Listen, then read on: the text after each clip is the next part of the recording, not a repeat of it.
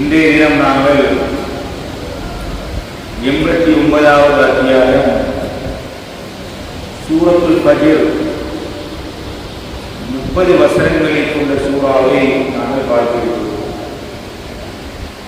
இந்த சூறாவுக்கு ஃபஜ்ர் என்று பெயர் வைக்கப்பட்டிருக்கிறது. இந்த சூறாவுடைய முதலாவது வசனம் வல் ஃபஜ்ர் என்று ஆரம்பமாகும். அந்த முதலாவது வசனத்தை கொண்டு இந்த பெயர் வைக்கப்பட்டிருக்கிறது. ஃபஜ்ர் என்றால் விடியற்காலை, அதிகாலை பொழுதுக்கு சொல்லக்கூடிய ஒரு வார்த்தை, ஒரு வசனம். அந்த வகையில் இந்த சூரா மக்கியா வகையைச் சேர்ந்த ஒரு சூரா. இந்த சூறாவில் அல்லாஹ் சுப்ஹானஹு வ தஆலா 1 தொடக்கம் 5 வரையான வசனங்களில் சத்தியம் செய்கிறார். 6 தொடக்கம் 14 வசனம் வரைக்கும் கடந்த கால சமூகங்களுக்கு கொடுக்கப்பட்ட அழிவுகளுக்கு உருவாக பேசுகிறார்.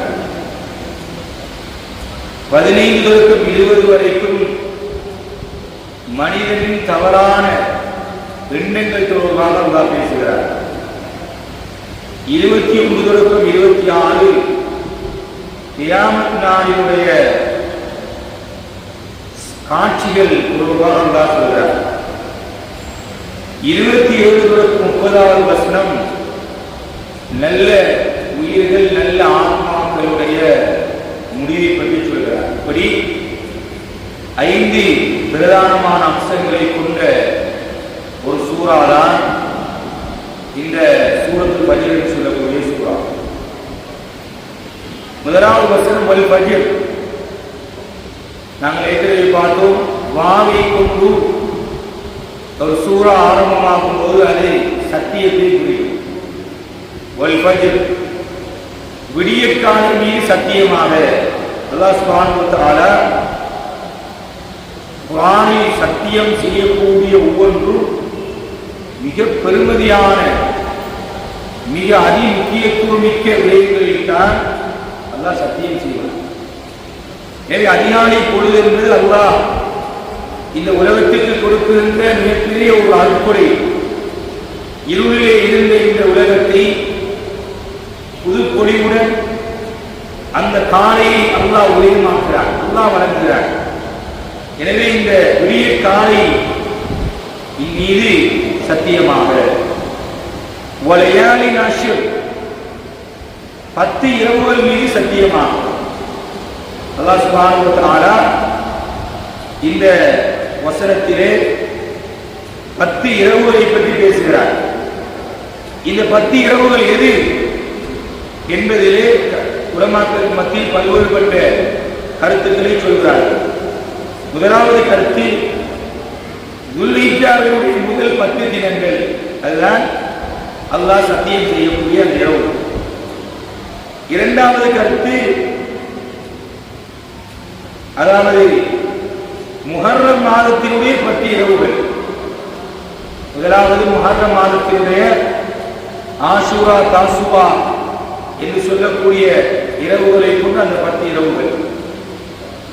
மூன்றாவது கருத்து, ரமலான் மாதத்தினுடைய 10 இரவுகள். எப்படியோ 3 10களும் கண்ணியத்துக்குரியவைகள் தான். அல்லாஹ் அந்த 3 இரவுகளில் அல்லாஹ் சத்தியம் சொல்கிறார். இரட்டை மீது சத்தியமாக, ஒற்றை மீது சத்தியமாக. அது என்ன இரட்டை, ஒற்றை? தஃப்சீர் செய்கிறார்கள். இரட்டை என்பது துல்ஹிஜ்ஜா மாதத்தின் 12வது தினம், ஐயாம் தஷ்ரீக்கை சொல்கிறது. ஒற்றை என்பது துல்ஹிஜ்ஜாவுடைய 13வது தினம், அதை சொல்கிறது. இந்த கருத்தும் இரட்டை என்பது துல்ஹிஜ்ஜா மாதத்தினுடைய 10வது, அதாவது பெருநாள் தினம் தெரியும். ஒற்றை என்பது அரபாவுடைய தினம் 9வது தினத்தில் சொல்கிறது என்ற கருத்தும். இரட்டை ஒற்றை என்பது இந்த இரண்டுமே பரவான தொழுகைகள். 2, 4, 3 இப்படி பரவான தொழுகைகளை சொல்வதென்றும் பல்வேறுபட்ட கருத்துக்களை அறிஞர்கள் சொல்றார். இது எவ்வாறு அல்லாஹ் சத்தியம் செய்திருக்கிறார். 4வது வசனம் வல்லைலி இதா யஸ்ர், இரவின் மீது சத்தியமாக அது வந்து செல்லும் போது. பகல் வந்து அப்படி இரவாக அது மாறுகிறது, திரும்ப இரவு பகலாக மாறுகிறது. அல்லாஹ் இந்த நாளில் சத்தியங்களையும் செய்து என்ன சொல்கிறான் என்றால், ஹல் ஃபீ ذلك قسم لذي حجر هل في ذلك قسم لذي حجر. இந்த சத்தியங்களில், மேலே சொல்லியிருக்கின்ற சத்தியங்களில் அறிவுடையவர்களுக்கு இதில் இருக்கின்றதல்லவா? அறிவுள்ளவர்கள் இந்த சத்தியத்தை கொண்டு படிப்பினை விட மாட்டார்களா? இந்த உலகத்தில் இப்படியான ஏற்பாடுகள் எல்லாம் அல்லாஹ் செய்து வைத்திருக்கிறான் அல்லவா? இந்த சத்தியத்தை கொண்டு படிப்பினை விட மாட்டானா? அறிவுடையவர்களுக்கு படிப்பினை கிடைக்கும் என்று அல்லாஹ் சுப்ஹானஹு வ தஆலா சொல்லிவிட்டு 6 தொடக்கம் 14வது வசனம் வரைக்கும் முந்தைய சமூகத்துடைய வரலாற்றை அல்லாஹ் சொல்கிறார். என்ன சொல்கிறான்? அலம் தர கைஃப ஃபஅல ரப்புக பிஆத். நபியே, ஆது கோத்திரர்களுக்கு உங்களது இரட்சகன் என்ன செய்தான் என்பதை நீங்கள் பார்க்கவில்லையா? உலகத்திலே பிரம்மாண்டமான மிகப்பெரிய படைப்புகள் உலகத்திலே வாழ்ந்திருக்கிறது. அதிலே ஒரு கூட்டம் தான் ஆது. அவர்கள் எப்படிப்பட்டவர்கள் என்றால், இரமதாத்தில் ஈமான். அவர்கள் எப்படிப்பட்டவர்கள் என்றால் தூண்களை உடையவர்கள், பிரம்மாண்டமான பெருந்தரும் தூண்களை போன்ற படைப்புகளை கொண்டவர்கள் அவர்கள். இரும்பெரும் ஆட்கள், இரம் என்கின்ற பகுதியிலே வாழ்ந்தவர்கள். இரம் என்பது அவருடைய கோத்திரத்துடைய மூதாதையுடைய பேர் என்று சொல்லப்படுகிறது. இவர்கள் அல்லாஹ் எந்த அளவுக்கு இவர்களை வர்ணிக்கிறான் என்றால், அல்லதி லம் யுக்லக் மித்லுஹா ஃபில் பிலாத். அந்த ஆது கூட்டம் படைக்கப்படும் வரைக்கும் அவர்களை போன்று இந்த உலகத்தில் எந்த ஒரு படைப்புகளும் படைக்கப்படவில்லை. அவர்களை போன்று பிரம்மாண்டமான தூண்களுடைய எந்த ஒரு படைப்பும் இந்த உலகத்திலே படைக்கப்படவில்லை. பார்க்காதா? இதை செவியுற்றிருந்தார்கள், அறிந்திருந்தார்கள் குறைஷி காபிர்கள். அல்லாஹ் அதனை ஞாபகப்படுத்துகிறார். இதை பார்க்கமானாமா? சொல்லிவிட்டு திரும்ப அல்லாஹ் வதமூதல்லதீன ஜாபு ஸஃப்ர பில்வாத், சமூத் கூட்டத்தை பற்றி சொல்கிறார். சாலிஹ் அலைஹிஸ்ஸலாம் அவர்களை அல்லாஹ் சமூத் கூட்டத்தினருக்கு அனுப்பி வைத்தான். அல்லாஹ் சொல்கிறான், கற்பாறைகளை குடைந்து பெரும் மலைகளை தங்களுடைய கைகளால் குடைந்து வீடுகளை அமைத்து வாழ்ந்தவர்கள் தான் இந்த சமூத் கூட்டத்தினர். இவர்களை அல்லாஹ் சொல்கிறார், இவர்களை நாங்கள் என்ன செய்தோம் என்பதை நீங்கள் பார்க்கவில்லையா? இதெல்லாம் ஒவ்வொரு கூட்டத்தையும் அல்லாஹ் அழித்தொழித்திருக்கிறார். உலகத்தில் இன்றும் இந்த இடங்கள் பாதுகாக்கப்பட்டிருக்கின்றன. அல்லாஹ்வுடைய அழிவுக்கு உள்ளாக்கப்பட்ட இடங்கள். ஸல்லல்லாஹு அலைஹி வஸல்லம் தபூக்குடைய யுத்தத்தின் போது வேகமாக கடந்து செல்லுங்கள், இந்த இடம் அல்லாஹ்வுடைய அழிவு இறக்கப்பட்ட இடம் என்று சஹாபாக்களை அறிவுறுத்தினார்கள் என்பதை அறிவிலே பார்க்கிறோம். எனவே இப்படி பெரும் மலைகளை குடைந்து வாழ்கின்ற அளவுக்கு அல்லாஹ் சக்தியையும் அந்த அறிவையும் ஆற்றலையும் அல்லாஹ் கொடுத்திருந்தார். 3வது கூட்டம் அல்லாஹ் சொல்கிறார்,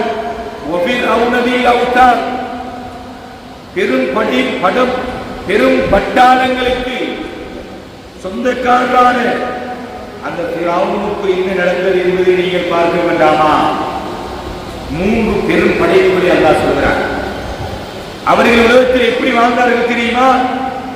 அல்லதீன தகவு ஃபில் பிலாத், அல்லதீன தகவு ஃபில் பிலாத், இவர்கள் எத்தியோர் என்றால் இவர்கள் அவர்களுடைய பிரதேசங்களிலே வரம்பு மீறி நடந்தவர்கள். அல்லாஹ்வுடைய கட்டளைகளை, அல்லாஹ்வுடைய எல்லைகளை தாண்டியவர்கள், வரம்பு மீறியவர்கள். குர்ஆன், ஹதீஸ், சுன்னா, நபியுடைய வாழ்க்கை என்று வரும்போது அதனை பொருட்படுத்தாமல் கவனீனமாக உதாசீனமாக இஸ்லாத்தை ஏற்றுக்கொள்ளாமல் உலகத்திலே வாழ்ந்தவர்கள். அல்லதீன தகவு பில் பிலாத், வரம்பு மீறியவர்கள். ஃபஅக்தரு ஃபீஹல் ஃபஸாத், அவர்கள் உலகத்திலே குழப்பம் செய்தவர்கள். கண்ணியமானவர்களே, உலகத்திலே குழப்பம் செய்தவர்களை அல்லாஹ் பார்த்துக் கொண்டிருப்பார். அல்லாஹ்வுடைய பிடி கடுமையானது. அவர்கள் செய்வதை அல்லாஹ் விட்டு பிடிப்பான். எடுத்தவுடன் அல்லாஹ் அவர்களை கண்டிக்க மாட்டான். வெளிரங்கத்திலே பார்க்கும் போது இவ்வளவு அநியாயம் நடக்கிறது, இவ்வளவு முஸ்லிம்கள் கொல்லப்படுகிறார்களே என்று எங்கள் கண்ணுக்கு தோன்றும். கலிமாவை சொன்ன அப்பாவி மக்கள் கொலை செய்யப்படுகிறார்களே என்று கண்ணுக்கு தெரியும். இப்படி அநியாயம் செய்யக்கூடியவர்களுக்கு அல்லாஹ் கொடுத்துக் கொண்டிருக்கிறானா? நாங்கள் பார்த்துக் கொண்டிருக்கிறோம். ஆனால் அல்லாஹ் பிடிக்க ஆரம்பித்தால், அல்லாஹ் அவர்களை பிடிக்க ஆரம்பித்தால் அதனை தாங்கிக் கொள்ள மாட்டார்கள். அவர்களுடைய அறிவு, ஆற்றல், திறமை, பலம், பட்டாளம், பதவி சகலதை அல்லாஹ் தூள் தூளாக்குவான். அதுதான் இந்த வரலாறுகளுக்கு சொல்கிறது. ஆது கூட்டத்தை அல்லாஹ் சொல்கிறான், சமூத் கூட்டத்தை சொல்கிறான், ஃபிரௌனை சொல்கிறான், குழப்பம் ஏற்படுத்தியவர்கள். அல்லாஹ் சொல்கிறான், என்ன செய்யலாம் தெரியுமா? ஃபஸம்ப அலைஹிம் ரப்புக ஸௌத அஸாப், உங்களுடைய ரப்பு இப்படி குழப்பம் செய்தார்களே இவர்கள் மீது பலதரப்பட்ட கடுமையான வேதனையின் சாட்டையை பொழிந்தான். ஒவ்வொரு ஆட்களுக்கும் ஒவ்வொரு வகையான தண்டனை, ஒவ்வொரு வகையாக அல்லாஹ் பிடித்தான். அல்லாஹ் பிடிக்க ஆரம்பித்தால் தாங்கிக் கொள்ள மாட்டார்கள்.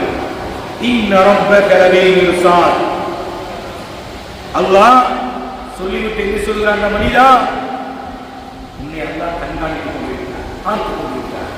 இன்ன ரப்பக லபில் மிர்சாத், அல்லாஹ் பார்த்துக் கொண்டிருக்கிறான், அவதானிக்கிறான், கண்காணிக்கிறான், நோட்டமிடுகிறான்.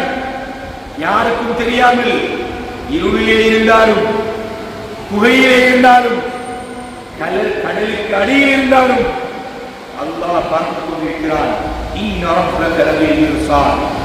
சொல்லிவிட்டு மனிதனுடைய கெட்ட எண்ணங்களை அல்லாஹ் சொல்கிறான். அறிந்து கொள்ளுங்கள் மனிதர்கள், இதா நபுத்தலா ரப்புஹு, அல்லாஹ் அவர்களை சோதிப்பதற்காக ஃபஅக்ரமஹு வனஅமஹு, அவர்களை கண்ணியப்படுத்தி உலக சுகபோகங்களை வழங்கினார். ஃபயகூலு ரப்பி அக்ரமன், அவர்கள் சொல்கிறார்கள், அல்லாஹ் என்னை கண்ணியப்படுத்தி விட்டார். எல்லா உலகத்தில் வாழ்ந்தா, வசதி வாய்ப்போடு வாழ்ந்தா சொல்றாங்களாம், அல்லாஹ் என்னை கண்ணியம் வச்சிருக்கார்.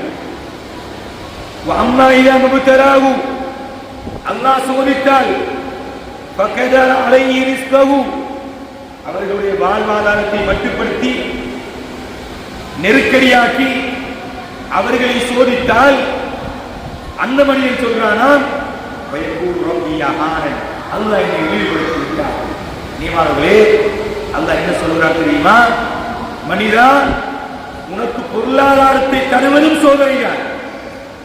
வசதி வாய்ப்போடு இருக்க என்பதற்காக அல்லாஹ் உன்னை கண்ணியமா வச்சிருக்கான், நல்ல மகிழ்ச்சியா வச்சிருக்கான். அல்லாஹ்வுடைய பொருத்தத்தோடு நீ இருக்காய் என்பதல்ல இந்த வசனம் சொல்கிறது. உனக்கு பொருளாதாரத்தை தந்து அல்லாஹ் சொல்லியிருக்கிறான், எப்படி செலவழிக்க. மறுமையில் தனியான கேள்வி இருக்கிறது. இந்த வசதியை, வாய்ப்பை, பதவியை, பட்டாளத்தை, பொருளாதாரத்தை, காணியை, பூமியை நீ எப்படி செலவழித்த? தனியான கேள்வி. எனவே பயந்து பயந்து அல்லாஹ் எனக்கு தந்துட்டானே, என்ன செய்கிறது? இதுக்கு அல்லாஹ்ட்ட கேள்வி எனக்கு இருக்கிறது, இதுக்கு நான் பதில் சொல்லியாகணுமே, அல்லாஹ் என்னை சோதிக்கானே.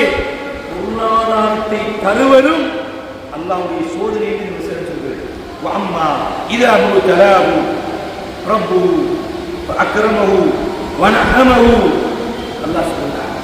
அதே நேரம் வறுமை, ஏழ்மை, பசி, பட்டினி இதுவும் அல்லாஹ் சொல்றான் உங்களை கண்டிப்பதற்கல்ல, நீங்க கெட்டவர்கள் என்பதற்காக உங்களுக்கு ஏழ்மையை நாங்கள் தரவில்லை. நாங்கள் ஏன் தந்திருக்கிறோம் தெரியுமா?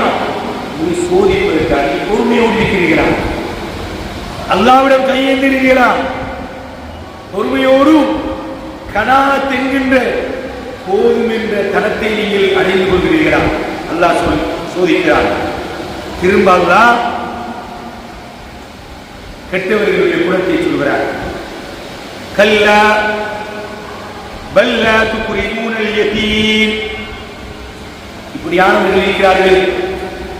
உலகத்தில் அல்லாஹ்வுடைய சோதனையை சோதனையாக எடுத்துக்கொள்ளாதவர்கள் இருக்கிறார்களே, இவர்கள் யதீம்களை கண்ணியப்படுத்த மாட்டார்கள். அல்லாஹ் முக்கியமான 4 விடயங்களை சொல்கிறார். இந்த சூறாவினுடைய பிரதானமாக என்னுடைய வாழ்க்கையில் எடுத்துக்கொள்ள வேண்டிய 4 விஷயம். ஒன்று சொல்கிறார், அவர்கள் லா துக்ரிமூனல் யதீம், அனாதைகளை உபசரிக்க மாட்டார்கள், கண்ணியப்படுத்த மாட்டார்கள். இங்க அல்லாஹ் எதை சொல்கிறார் என்றால், அனாதைகளை கண்ணியப்படுத்துவது இருக்கிறது, அவர்களை தலையை பரவுவதும் நன்மை. அனாதைகள் யார்?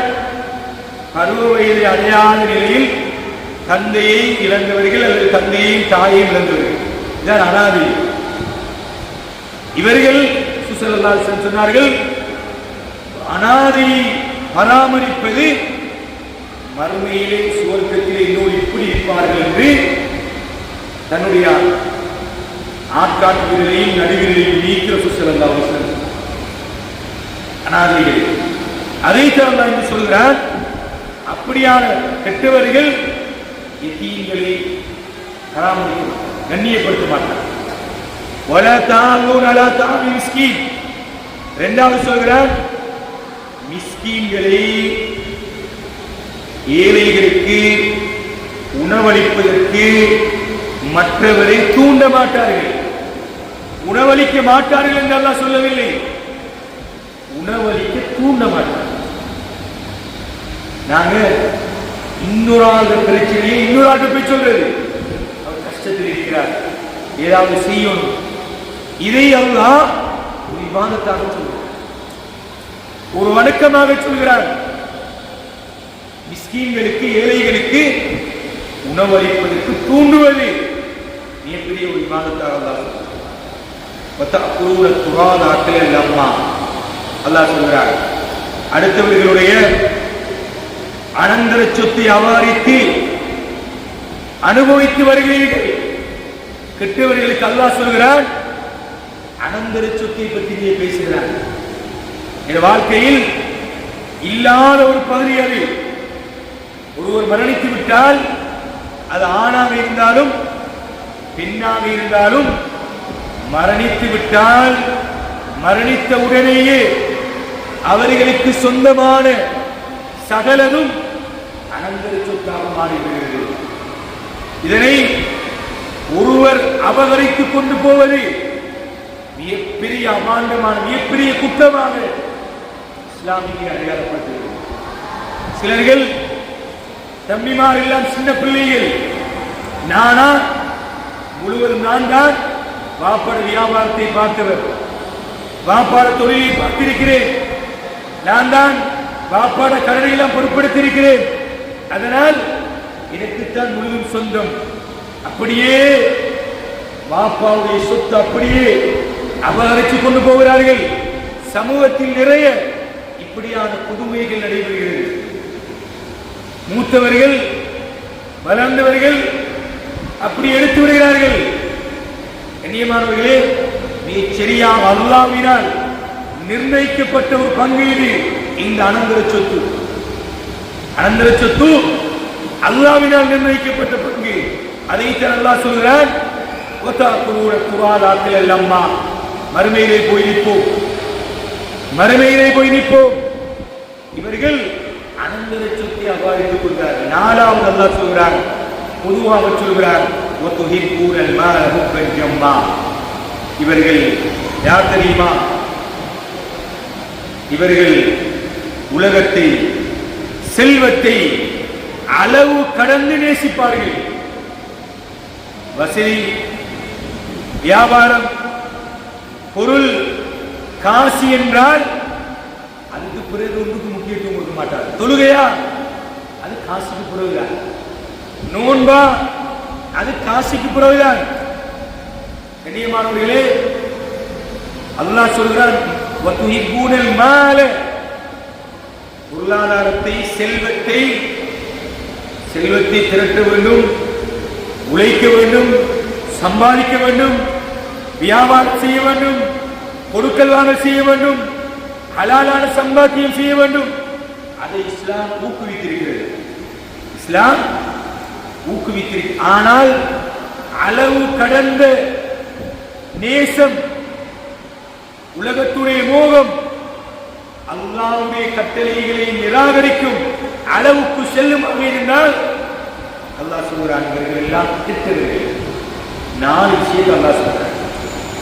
சொல்லிவிட்டு மனிதனுக்கு வலிமையாக எங்களுக்கு ஏறிய சூறாக்களை ஞாபகப்படுத்துவது போன்று, மனிதா இதையெல்லாம் நான் சொல்றேன், நீ இதே உதாசீனம் செய்திருவாய், கவனீனமாக இருந்துருவாய், ஒரு காலால கேட்டு இன்னொரு காலால விட்டு விடுவாய்.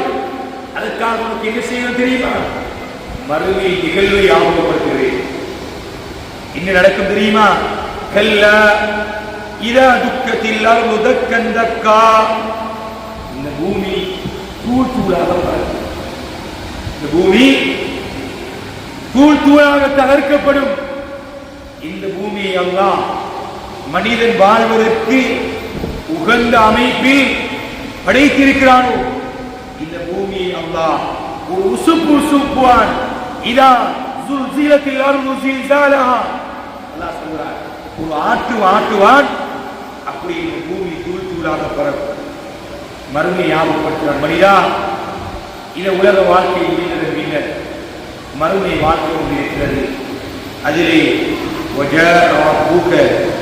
உன்னுடைய ரப்பு வருவான். மலக்குகள் எல்லாம் அணி அணியாக நிற்பார்கள். நரகம் இழுத்துக் கொண்டு வரப்படும். ரசூலுல்லாஹி ஸல்லல்லாஹு அலைஹி வஸல்லம் சொன்னார்கள், நரகத்துக்கு அல்லாஹ் சுப்ஹானஹு வ தஆலா 70,000 கடிவாளங்களை வைத்திருக்கிறான். ஒவ்வொரு கடிவாளத்தையும் 70,000 மலக்குமார்கள் இழுத்துக் கொண்டு வருவார்கள்.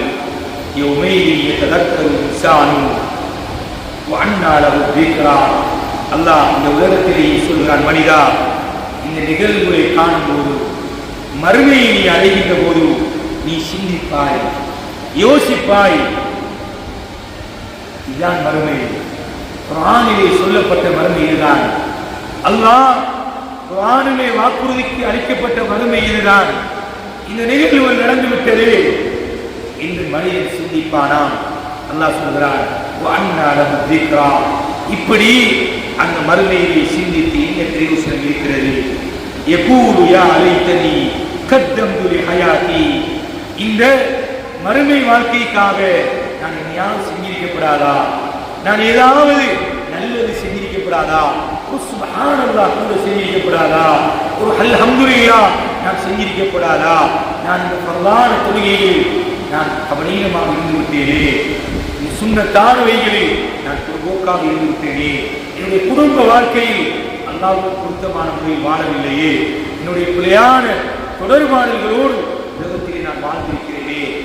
மனிதன் எப்போது யாரை தெரி கத்தம் துறை அயாத்தி, மறுமை வாழ்க்காக நான் எந்த ஒன்றையும் முற்படுத்தி இருக்கக்கூடாதா என்று அல்லாஹ் சுப்ஹானஹு வ தஆலா சொல்லிவிட்டு, யௌமையின் அந்த நாளில் லா யுஅதிபு அஸாபஹு அஹத், அல்லாஹ் கடுமையாக வேதனை செய்வது போன்று வேறு யாரையும் வேதனை செய்ய மாட்டான். வலா யுரிகு அஸாபஹு அஹத், அல்லாஹ் யாரையும் கட்டுவது போன்று வேறு யாரையும் கட்ட மாட்டான். அல்லாஹ் அவருடைய கடுமையான தண்டனையை பற்றி சொல்லிவிட்டு, யா அய்யுஹன் நஃப்ஸுல் முத்மயின்னா, அல்லாஹ் அழைக்கிறான், ஏ அமைதியான ஆத்மாவே, சாந்தமான ஆத்மாவே, இந்த உலகத்திலே அல்லாஹ்வை பயந்து வாழ்ந்த ஆத்மாவே, இர்ஜி இலா ரப்பிக ராதியத்தன் மர்தியா.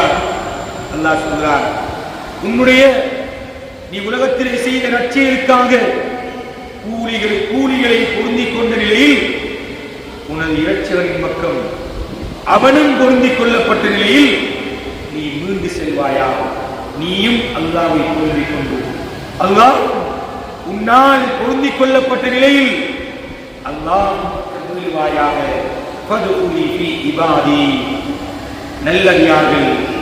நல்லடியார்களில் நீ சேர்ந்து விடுவாயாக. சுவர்க்கத்தில் நுழைந்து விடுவாயாக இந்த அல்லாஹ் சுப்ஹானஹு வ தஆலா இந்த வசனத்தை இறக்கிறான். கடைசியாக முடிக்கிறான். நல்லடியார்கள் அப்துல்லாஹ் இப்னு அப்பாஸ் ரலியல்லாஹு அன்ஹு அவர்களை பற்றி சியருமின் அலாமின் நுபலா இந்த வரலாற்று நூலில் எழுதப்பட்டிருக்கிறது. அவர்கள்தான் அந்த தாயிப் என்ற பிரதேசத்தை, நபி அவர்களை அடித்து விரட்டிய அந்த பிரதேசத்தை இஸ்லாமிய பிரதேசமாக மாற்றியவர்கள், அந்த இஸ்லாத்தை பரப்பியவர்கள். இன்னும் மஸ்ஜிதுல் அப்பாஸ் என்ற பெயரிலே பிரமாண்டமான பள்ளிவாசல் இருக்கிறது. இப்னு அப்பாஸ் ரலியல்லாஹு அன்ஹு அவர்கள் மரணித்து விடுகிறார்கள். கடைசி அவருடைய கஃன் செய்யப்படுகிறது. அந்த நேரத்தில் அவருடைய கஃனுக்குள்ளே ஒரு இனம் அறியாத ஒரு பறவை அப்படியே உள்ளே நுழைகிறது. வெளியிலே வர வேண்டும் என்று எதிர்பார்த்துக் கொண்டிருக்கிறார்கள். அந்த நேரத்தில் அந்த கஃனிலே இருந்து வந்த சப்தம் தான், யா அய்யுஹன் நஃப்ஸுல் முத்மஇன்னா, ஏ அமைதியான ஆத்மாவே, இர்ஜிஇ இலா ரப்பிக ராதியத்தன் மர்தியா. அல்லாஹ்வினால் பொருந்திக் கொள்ளப்பட்ட நிலையிலும் அல்லாஹ்வை நீங்கள் பொருந்திய நிலையிலும் அல்லாஹ்விடத்திலே மீளுங்கள். ஃபதுகுலி ஃபீ இபாதி, என்னுடைய நல்லடியார்களோடு நீங்கள் சேர்ந்து கொள்ளுங்கள். மதுகுலி ஜன்னதி, சுவர்க்கத்தில் நுழைந்து விடுங்கள். கண்ணியமானவர்களே, எங்களுடைய ஒவ்வொருவருடைய இறுதி நேரம், கடைசி நேரம், அது எப்படி முடியும் என்று தெரியாது. இதற்காகத்தான் இந்த சூரா எங்களுடைய கடைசி நேரத்தை பற்றி சொல்கிறது. எனவேதான் இந்த சூராவில் அல்லாஹ் சுப்ஹானஹு வ தஆலா அல்லாஹ்வுடைய சக்தி வல்லமை பற்றி பேசுகிறான். இந்த உலகத்திலே எங்களுடைய சக்தி வல்லமை குதிரத் என்று பேசிக் கொண்டிருந்த இவர்கள் எல்லாம் அல்லாஹ் அடக்கி அழித்த வரலாற்றை பற்றி சொல்கிறான். எங்களுக்கு கிடைக்கின்ற செல்வம், எங்களுக்கு கிடைக்கின்ற வறுமை இரண்டும் சோதனை என்று அல்லாஹ் சுப்ஹானஹு வ தஆலா சொல்கிறான். அதே நேரம் யதீம்களை பராமரிப்பது, ஏழைகளுக்கு உணவளிப்பது, இந்த உலக மோகத்தை விட்டு தூரமாகுவது, ஏழைகளுடைய அனந்தர சொத்துக்களை பராமரித்து பாதுகாத்து உரியவர்களுக்கு வழங்குவது பெரிய ஒரு காலத்தாக வழக்கமாக அல்லாஹ் சொல்லி கடைசி கியாமத் நாளுடைய நிகழ்வுகளை சொல்லி அமைதியான ஆத்மாவை அல்லாஹ் சுப்ஹானஹு வ தஆலா இந்த சூரத்துல் ஃபஜ்ரிலே பேசியிருக்கிறார். எனவே கண்ணியமானவர்களே, ஒவ்வொரு வசனமும் எனக்குத்தான் இறக்கப்பட்டிருக்கிறது என்கின்ற உணர்வோடு சிந்தனையோடு நாங்கள் இந்த சூறாக்கள் இந்த வசனங்களை பிடிக்க வேண்டும், ஓத வேண்டும். அல்லாஹ் சுப்ஹானஹு வ தஆலா எங்கள் அனைவரையும் புரிந்துகொண்ட நல்லது கொடுக்கிறார்களாக. அல்ஹம்துலில்லாஹி ரப்பில் ஆலமீன். அஸ்ஸலாமு அலைக்கும் வரஹ்மத்துல்லாஹி